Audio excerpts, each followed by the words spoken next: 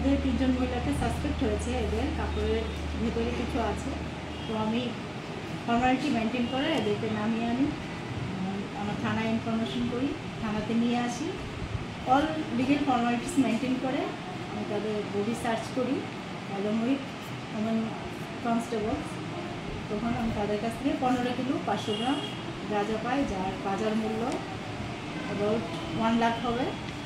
এই ব্যাপারে আমাদের থানাতে একটি NDPS কেস রেজিস্টার করা হয়েছে। কোথা থেকে আসছিল এবং কোথায় যাচ্ছিল এমন কোনো জানা গেছে কি?